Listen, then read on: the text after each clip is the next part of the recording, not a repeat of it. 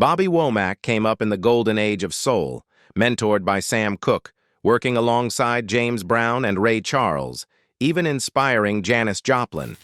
He helped invent the soul soundtrack of Black America, but he also slept with his mentor's widow, got booed off stages, was banned from the radio, shot by his own wife, and in the end, he died broke. That's right, $250,000 to his name, with his family left to scrape together the money just to cover the debts. And the house?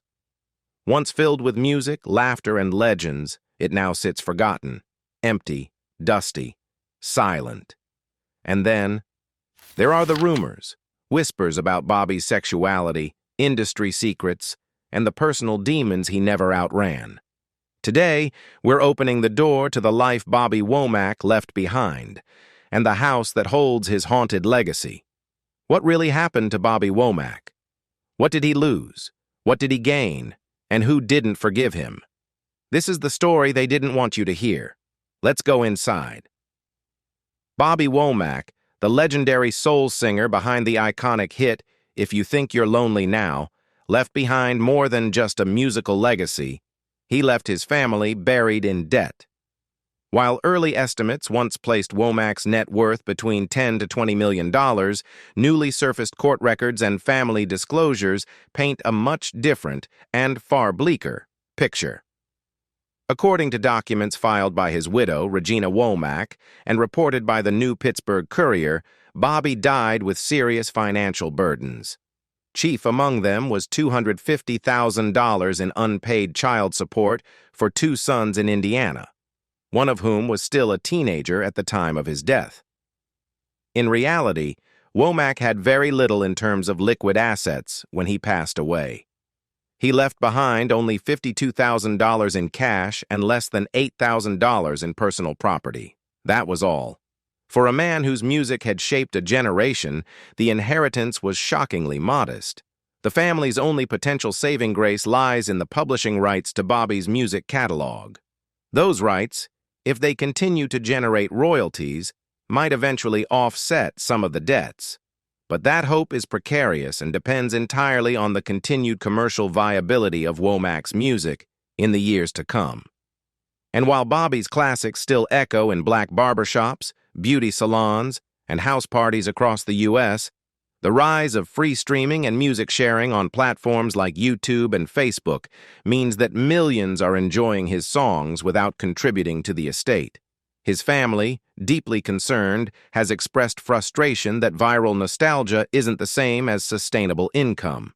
One of Womack's most enduring hits, If You Think You're Lonely Now, released in 1982 and famously covered by Kasai and JoJo in 1994, remains a soulful anthem for late-night lovers. The inspiration for the song came, as revealed in an episode of TV One's Unsung, from a real conversation Bobby had with a friend who was fed up with a complaining partner. The friend reportedly said, "If you think you're lonely now, wait until tonight." Womack turned that offhand comment into a timeless masterpiece. Sadly, on June 27, 2014, Bobby Womack was found dead at his home in Tarzana, California. He died in his sleep at the age of 70. At the time of his death, he had been battling numerous health problems, including colon cancer, diabetes, and the early stages of Alzheimer's disease. Now, with plans underway for a biopic chronicling his turbulent life, fans and historians alike are reflecting not just on the music, but the man behind it. Bobby Womack was born on March 4, 1944 in Cleveland, Ohio, into a family where music was a way of life and survival was a daily challenge. He was the third of 5 brothers, part of an enormous extended family rooted in hardship. His mother came from a clan of 8 brothers and 7 sisters, while his father's side mirrored that almost exactly with 7 brothers and 8 sisters. The Womacks lived in severe poverty, packed into a 1-bedroom shack where Bobby and his brothers shared a single bed, and their parents slept on a makeshift setup in the living room. Food was often hard to come by. On some days, the family resorted to digging through trash bins for scraps. On others, they survived on nothing but water and a prayer. Their father, trying to make light of their hunger, would say they were fasting for Jesus. Their mother, more pragmatic but equally faithful, reminded the boys that the only way out of the ghetto was through music. Music wasn't just a dream, it was woven into the fabric of the Womack household. Bobby and his brothers grew up listening to their father's gospel group, the Voices of Love, rehearse in the living room. They would mimic the harmonies and rhythms in secret, playfully imitating what they heard. One day, their father caught them doing it, but instead of getting angry, he was struck by how talented they were. That moment changed everything. He formed a new gospel group made up of his own sons and called them the WAC Brothers. It was the beginning of a musical journey that would eventually take Bobby far beyond the streets of Cleveland. Bobby quickly stood out. He was fearless, charismatic, and naturally gifted. His father favored him not just for his talent, but for his boldness. One day, Bobby accidentally broke a string on his dad's guitar, an act that would have normally earned him a beating. But instead of running, he picked up the guitar and began to play it, left-handed and upside down. What came out stunned everyone in the room. He played so beautifully, it brought his father to tears.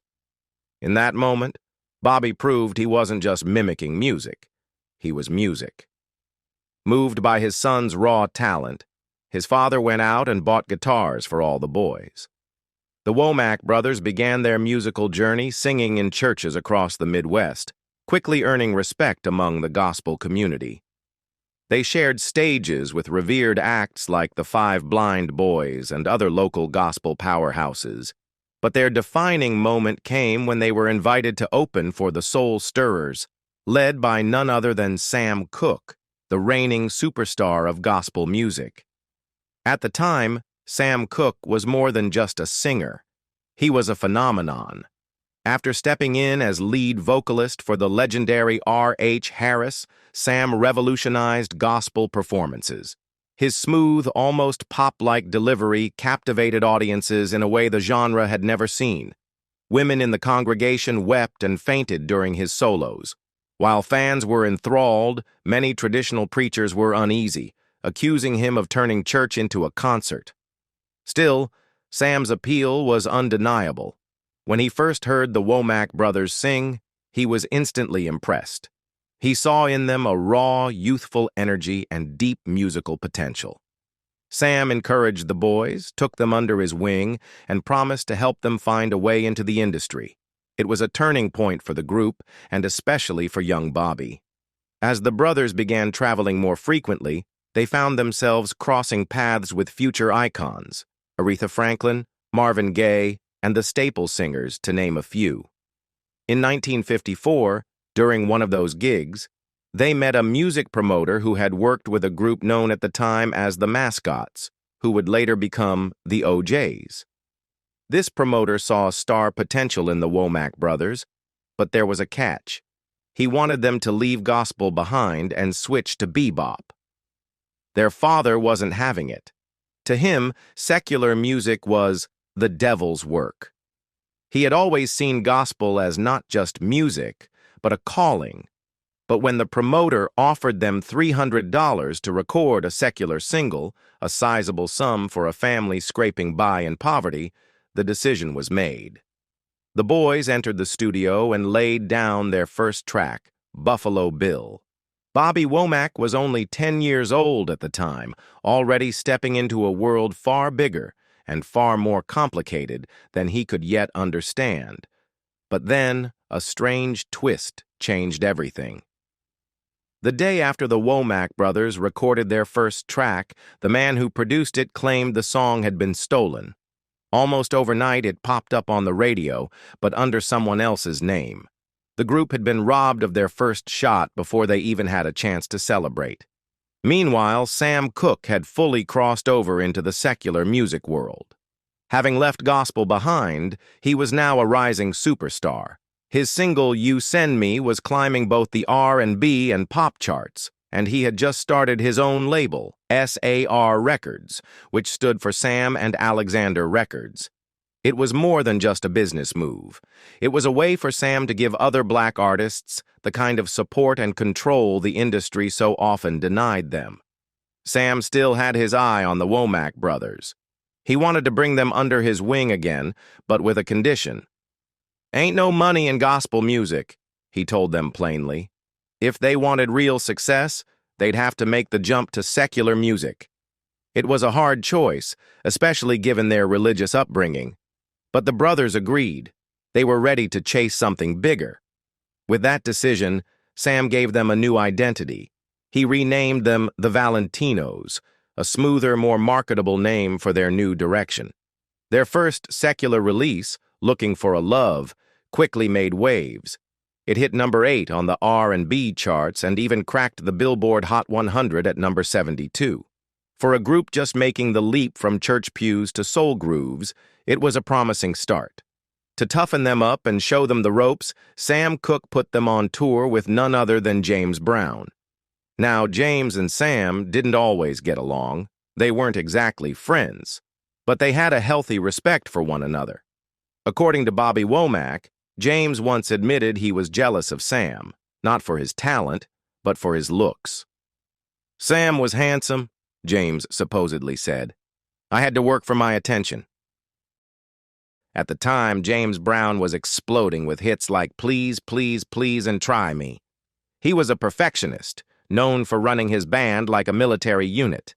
And that's exactly what Sam wanted the Valentinos to see: discipline, professionalism, and the drive it took to survive in show business. One night on tour, Bobby Womack learned that lesson the hard way. He wasn't paying attention during rehearsal, and without a word, James Brown smacked him in the head with a drumstick. Bobby burst into tears, not just from the pain, but from the shock. But that moment stuck with him. In James Brown's world, there were no shortcuts. You either brought your best, or you didn't belong. Another powerful influence in Bobby Womack's early career was Solomon Burke, the deep, commanding voice behind Cry to Me, later immortalized in the movie Dirty Dancing. But Solomon was more than a singer. He was a showman, a streetwise businessman, and a master hustler who knew how to turn a tour into a profit machine. Burke took Bobby and his brothers under his wing and taught them how to earn beyond the music. Between shows, he'd have them selling sandwiches, socks, and small items out of the back of the tour bus. "This is how you survive on the road," he told them.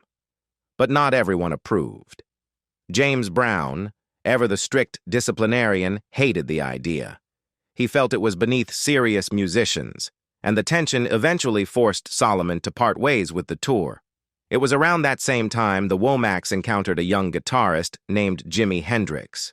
Back then, Hendrix was just another hungry player looking for his break. He even tried auditioning to be Sam Cooke's guitarist, but the gig never materialized. Still, he hustled his way into Little Richard's band, then the Isley Brothers, and eventually carved out his own revolutionary path.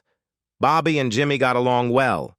In fact, Bobby later remembered a chaotic moment when his brother Harry, convinced Jimmy had stolen money from him, threw Hendrix's guitar out the window. That's how wild life could get on the road back then.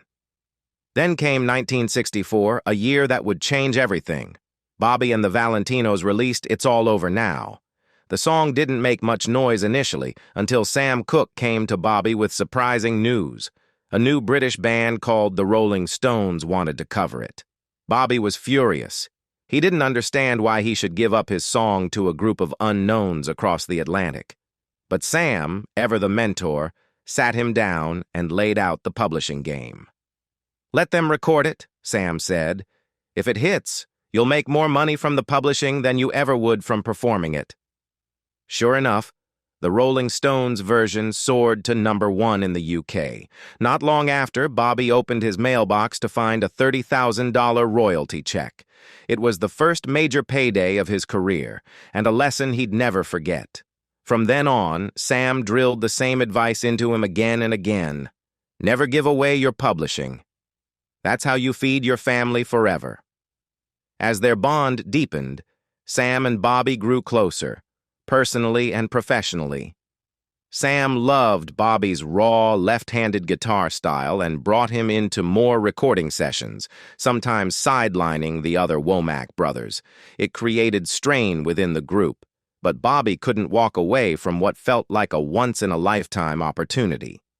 Then, in late 1963, as the country mourned the assassination of President John F. Kennedy, Sam Cooke began writing something different, something deeper. The result was, "A Change Is Gonna Come." When he first played it for Bobby, he asked what he thought. Bobby listened quietly, then looked at Sam. "It sounds like death," he said. After Sam Cooke recorded A Change Is Gonna Come, his label pushed hard to release it as a single. But Sam held back. The song had come to him in a moment of deep reflection, almost like a spiritual transmission, and he wasn't sure the world, or even he, was ready for it. He'd written it in one sitting, pouring everything into it. It shook him. At the time, Sam was changing, not just musically, but politically and personally. He was reading more, challenging the system, and embracing his roots. Gone were the slick conks and polished suits. He began letting his natural hair grow. He was aligning himself with powerful voices of the civil rights movement: Malcolm X, Dr. Martin Luther King Jr., Muhammad Ali. He'd even grown close with Sammy Davis Jr., who invited him to perform in Las Vegas. But Vegas was a dangerous place then, still largely controlled by the mob. And that chapter of Sam's life, his time mingling in mafia circles, making bold moves in the industry, remains cloaked in speculation and mystery. Eventually, Sam made a tough call. His label was bleeding money, and he knew he had to let Bobby go. He encouraged him to reunite with his brothers, to create something fresh, something big, like what the Beatles were doing. Bobby didn't take it personally. If anything, it was one more sign that Sam believed in him. But just a week later, everything changed.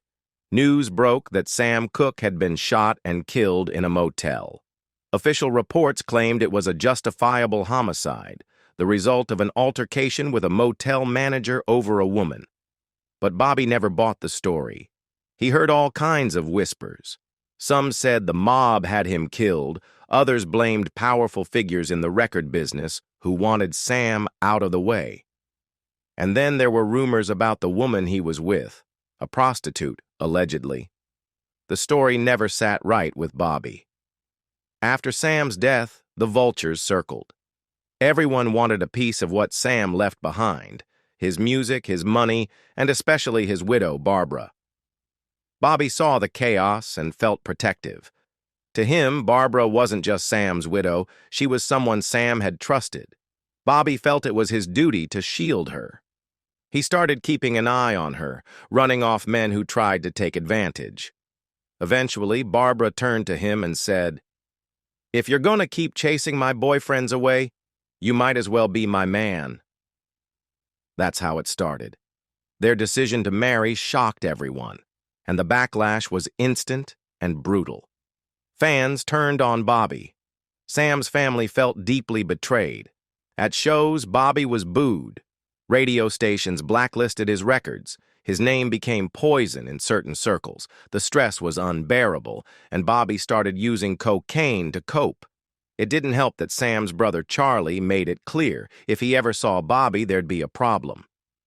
The pain ran deep, but through it all, Bobby insisted he had done what he thought was right. In his eyes, he was honoring Sam, protecting the woman Sam had loved, and trying to hold the legacy together the only way he knew how. When Bobby Womack traveled to Chicago, he made a bold, almost reckless decision. He called up Charlie Cooke, Sam's brother, and told him he was in town. Bobby wasn't looking to fight. He just didn't want to live in fear anymore. If a beating was coming, he wanted to face it and move on. Barbara, knowing full well how dangerous Charlie could be, wasn't taking any chances. She went out and bought a gun, but Bobby, just as wary of Barbara's temper as he was of Charlie's fists, quietly removed the bullets. He knew she wouldn't hesitate to pull the trigger, and he didn't want blood on her hands, or anyone's. When the moment came, it was brutal. Charlie beat Bobby so badly that his teeth went through his lip, his jaw was shattered, and his face swelled grotesquely, like a watermelon, as Bobby later described it. There was blood everywhere. Barbara was furious when she found out the gun had been emptied. She'd fully intended to shoot Charlie that day, but no one died. And for Bobby, that was all that really mattered. He just wanted to survive it. Despite the chaos, Bobby and Barbara tried to rebuild. They had a son together and named him Vincent, in honor of the son Barbara had lost with Sam Cooke, another little Vincent who had tragically drowned in a swimming pool when he was just 2 years old. But the relationship couldn't withstand the damage. It all fell apart when Bobby did the unthinkable. He slept with Linda Cooke, Barbara, and Sam's teenage daughter. When Barbara walked in and caught them in bed, she grabbed a gun and shot Bobby in a fit of rage. He survived, but the betrayal sealed the end of their marriage. Years later, Linda Cooke married Bobby's brother, Cecil Womack. The pair found success together, not as a scandalous couple, but as a powerhouse songwriting team.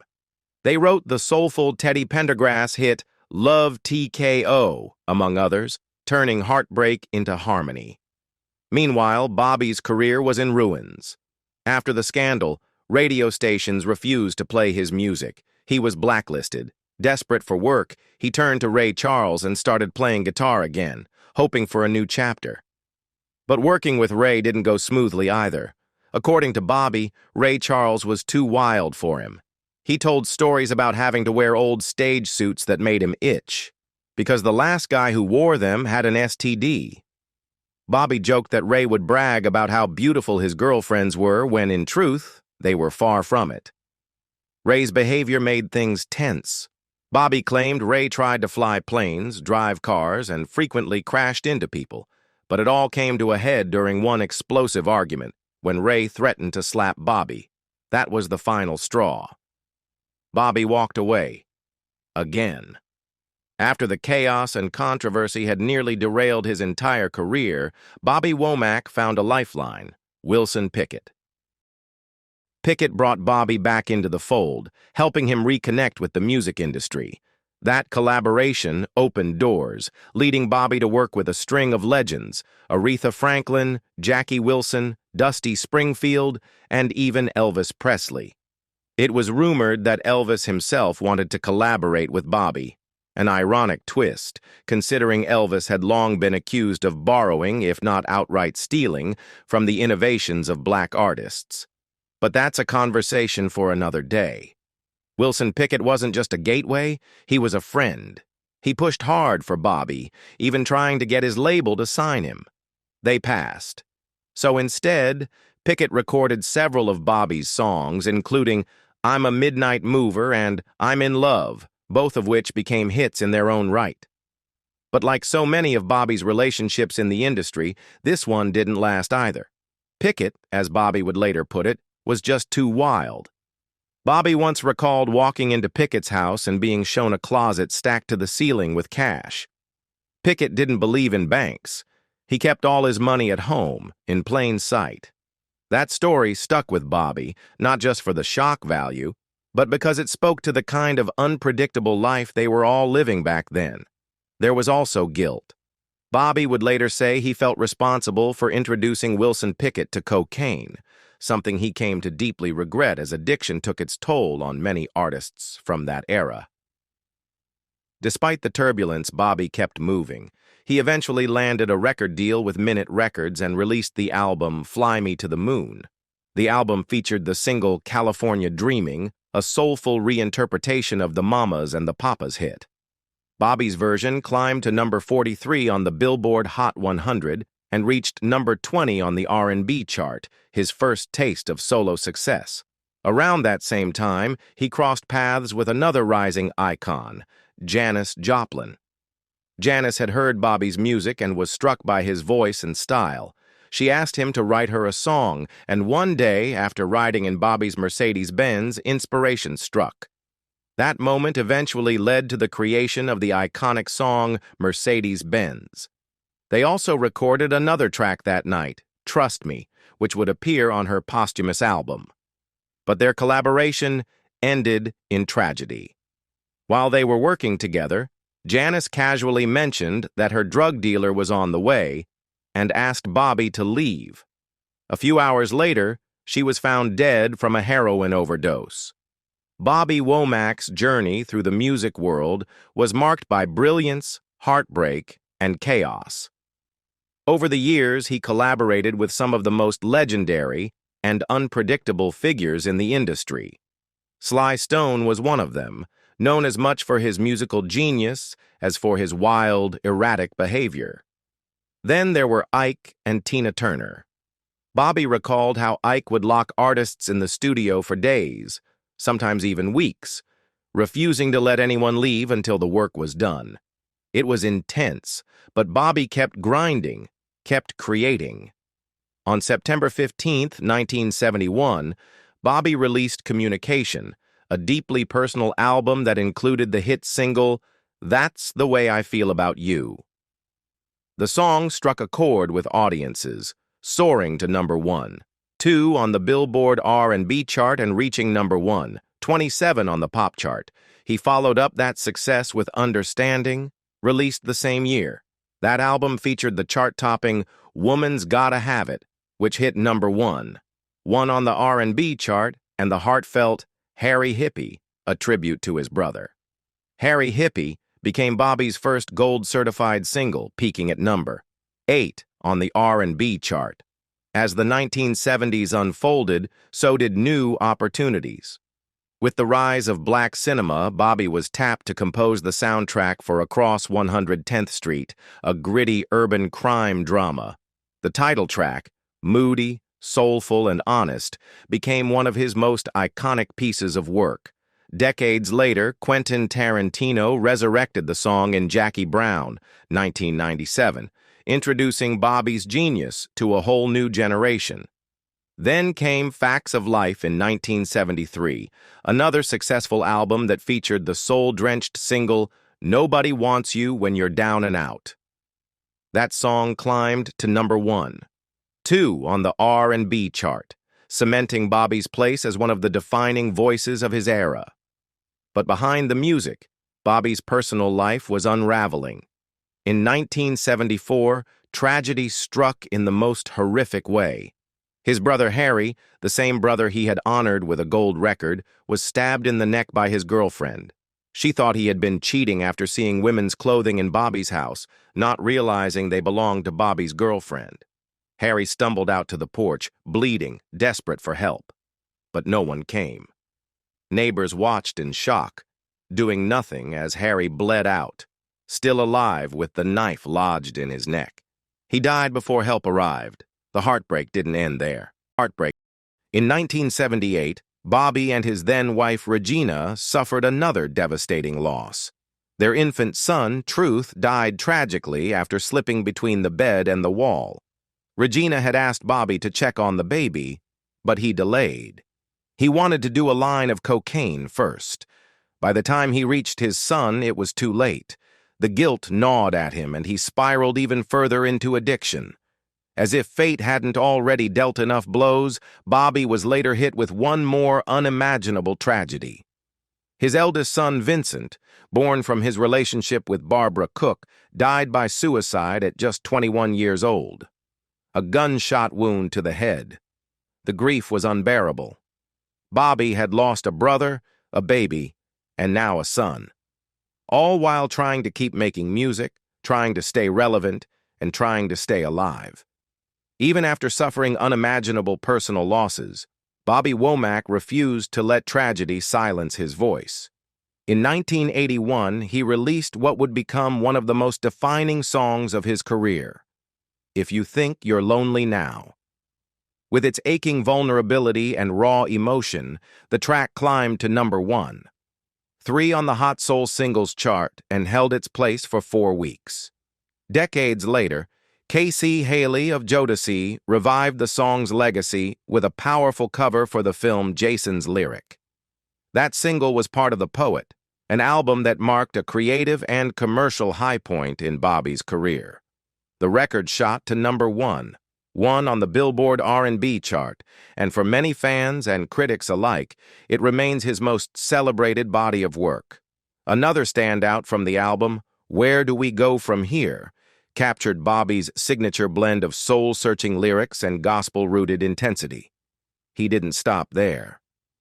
Throughout the 1980s, Bobby continued to craft soulful duets and solo gems that became staples of the Quiet Storm radio format. His collaboration with Patti LaBelle, Love Has Finally Come at Last, was a masterclass in vocal chemistry, two powerhouses pouring their hearts into every note.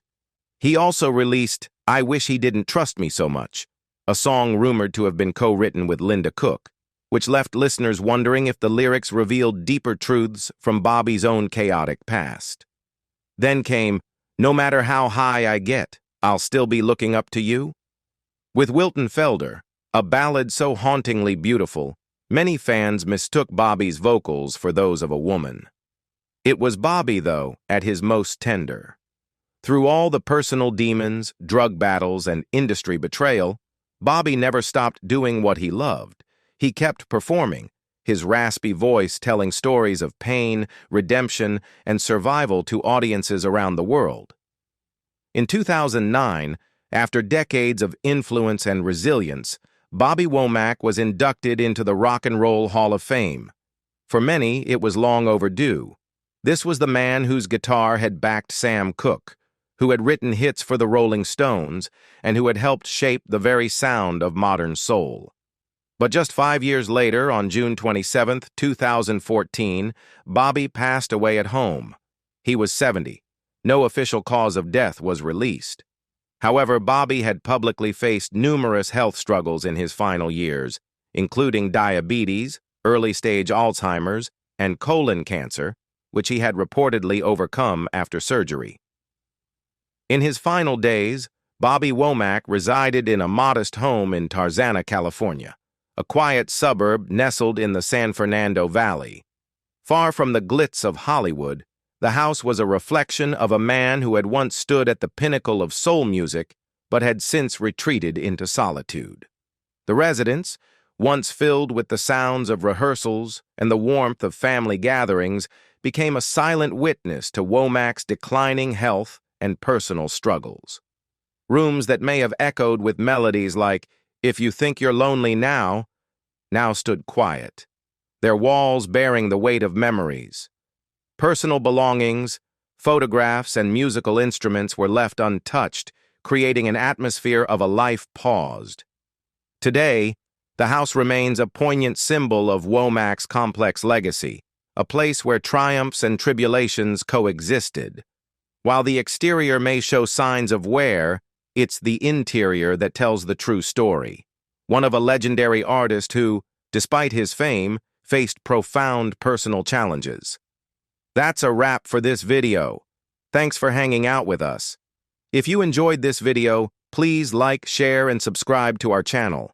And don't forget to check out the next video on your screen. You're going to love it!